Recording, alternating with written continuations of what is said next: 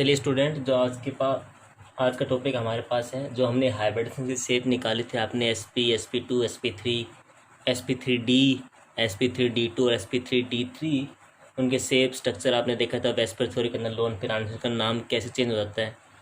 तो अभी हमारे पास जो हमने हाइब्रिडेशन पढ़ी उनका हम कॉन्सेप्ट बता रहे हैं कि हाइब्रिडेशन में किस तरह आपके पास है। तो पहले आपने हाइब्रिडेशन SP पढ़ा था। SP मतलब एक S ऑर्बिटल और एक P की ऑर्बिटल मिलकर ही आपके पास मॉलिक्यूल बना है, यानी कि यह हाइब्रिडेशन आपके पास बनी है। तो जैसे एग्जांपल लेते हैं हम CH ट्रिपल बॉन्ड CH, जिसको आप इथाइन बोल सकते हैं, ईथ 2 कार्बन के लिए, YNE ट्रिपल बॉन्ड के लिए, या फिर इसका कॉमन नाम जो होता है वो एसिटाइलिन होता है। तो इस मॉलिक्यूल का अगर हम स्ट्रक्चर बनाना चाहें तो देखो यहाँ पे कार्बन है, कार्बन 6 नंबर पे आता है, एटॉमिक नंबर 6। इसका ग्राउंड स्टेट के अंदर, ग्राउंड स्टेट मतलब नॉर्मल इलेक्ट्रॉनिक कॉन्फिगरेशन क्या होगा, 1s2 2s2 2p2। क्लियर। यहाँ से तो हमें कुछ एक्साइटेशन ना करना, नहीं मैं इसका लिख लेता हूँ। ये आपके पास 2 इलेक्ट्रॉन और ये आपके पास P में 2 इलेक्ट्रॉन। क्लियर। अब मैं कार्बन इलेक्ट्रॉनिक कॉन्फिगरेशन लिखता हूँ एक्साइटेड स्टेट में। एक्साइटेड स्टेट में क्या होगा, ये इलेक्ट्रॉन यहाँ से निकल के यहाँ शिफ्ट कर जाएगा। ठीक है भाई। तो अगर हम यहाँ से इसको निकाल के यहाँ पे शिफ्ट करते हैं तो ये इलेक्ट्रॉन यहाँ से यहाँ शिफ्ट कर गया। ठीक है भाई। ये S की ऑर्बिटल है, ये P की, हमें SP हाइब्रिडेशन ही बनानी थी। ये S की ऑर्बिटल है, ये P की, और हमें SP हाइब्रिडेशन ही बनानी थी। तो यहाँ पे एक S और एक P की यूज करके क्या बनाएंगे, SP हाइब्रिडेशन। तो ये S का और ये आपके पास P की हाइब्रिडेशन हो जाएगी। बचे हुए दो जो है ये आपके पास पाई बॉन्ड की फॉर्मेशन करेंगे इस केस में। तो आपके पास क्या स्ट्रक्चर दिखेगा भाई, एक S और एक P आपके पास मिलेगा। तो अगर इस मॉलिक्यूल का मैं स्ट्रक्चर बनाने की कोशिश करता हूँ भाई, ये आपके पास कार्बन है, कार्बन के आपके पास 4 लोब्स दिख जाएंगे। क्लियर। एक और कार्बन पड़ेगा, उसकी ये हाइब्रिडेशन से ओवरलैप कर जाएगी, क्योंकि सिग्मा बॉन्ड बनाना पहले कंपलसरी है। बाकी बची हुई आपके पास ये 4 हो जाएगी भाई। 4 ही तो ऑर्बिटल होती है कार्बन की, तो इस केस में 4, इस केस में 4। ये आपके पास जो ऑर्बिटल थी इसने इसके ओवरलैपिंग आपके पास कर लिया है। ठीक है भाई। तो मतलब ये हम इसको PX नाम देते हैं, PX से PX ओवरलैपिंग कर गया। ठीक है। तो ये आपके पास PY हम इसको मान लेते हैं, और एक मैं PZ निकाल लेता हूँ। एक अपने पास H है, तो H इसके साथ चला जाएगा, आपके पास H लिख देता हूँ।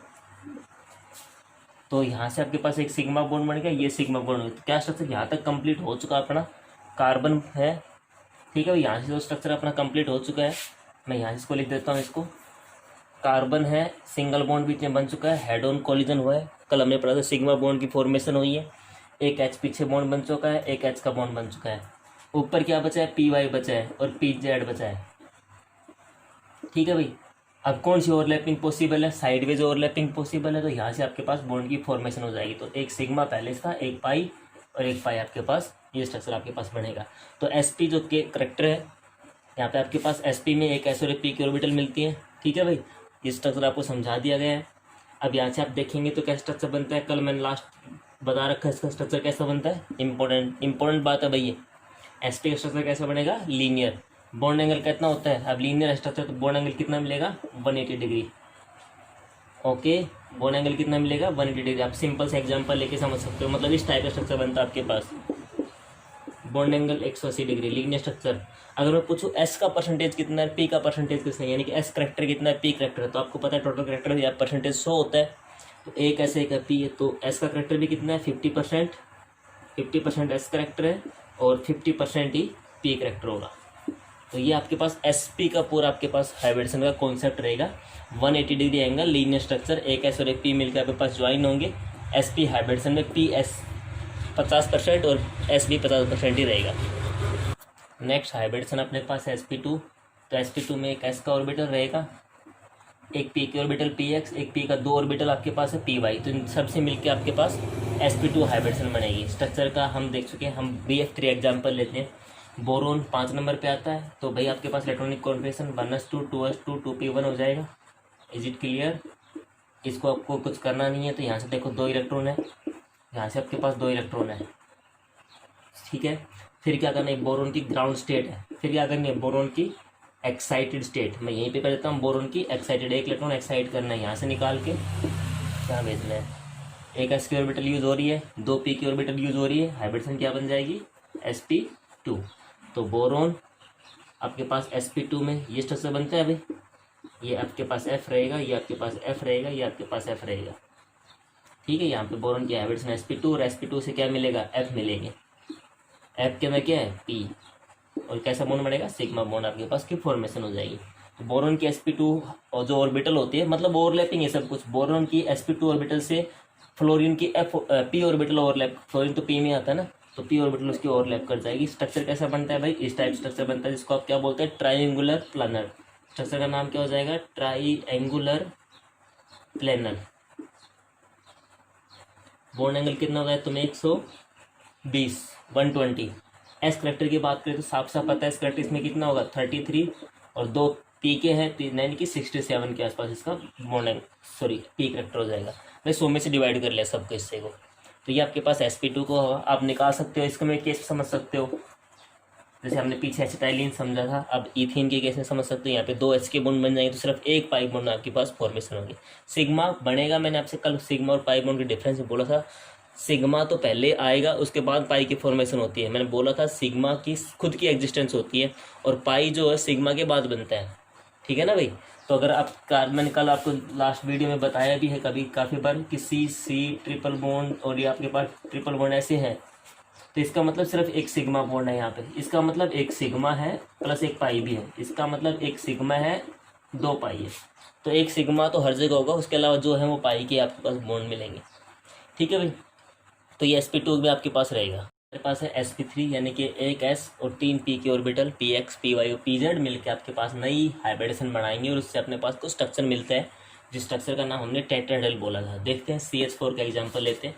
कार्बन की इलेक्ट्रॉनिक कॉन्फिगरेशन में सीधा लिख देता हूँ भाई 1s2 2s2 2p4 sorry 2p2, और ये इसकी ग्राउंड स्टेट हो जाएगी।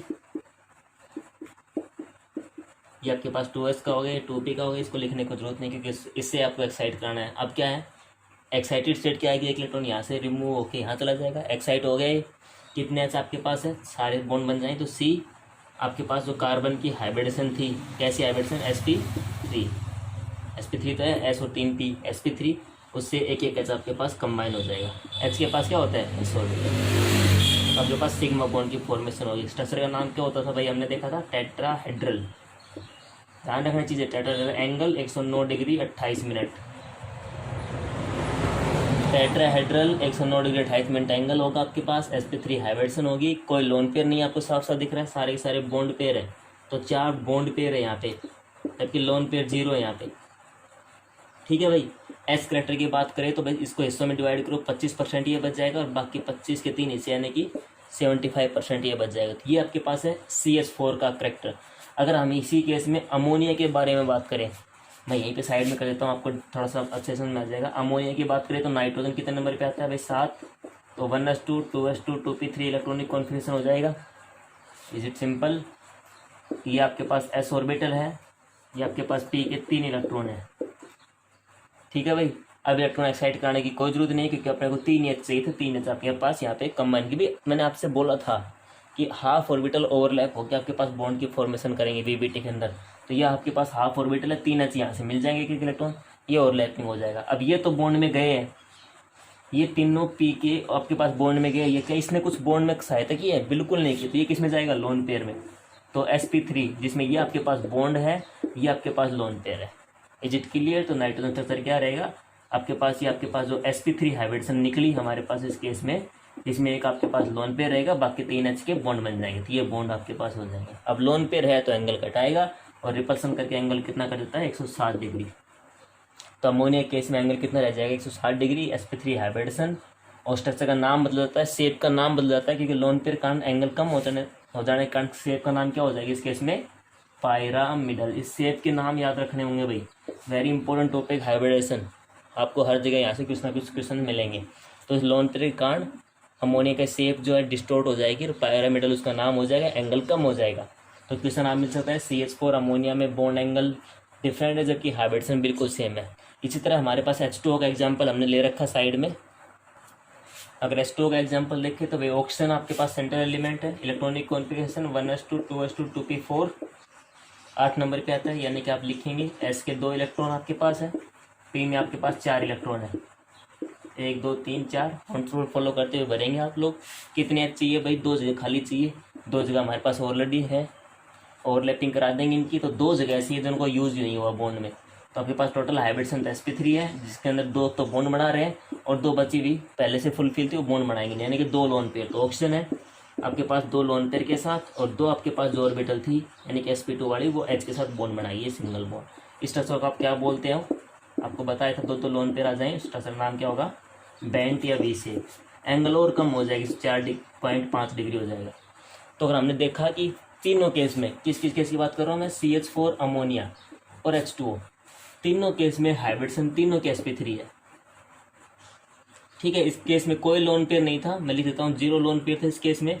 हाइब्रिड स्ट्रक्चर का नाम टेट्राहेड्रल था, एंगल 109 डिग्री 28 मिनट। इस केस में 1 लोन पेयर आया, स्ट्रक्चर का नाम बदला, पायरामिडल हुआ, एंगल 107 हो गया, कम हो गया। इस केस में आपके पास 2 लोन पेयर आए और रिपल्सन हुआ, बॉन्ड एंगल 4.5 रह गया, जबकि आपके पास स्ट्रक्चर का नाम कैसा हो गया, बेंट या वी शेप, क्योंकि आपको दिख रहा होगा इंग्लिश का वर्ड वी आपके पास है। तो ये आपके पास कॉन्सेप्ट ऑफ sp3 हाइब्रिडेशन है।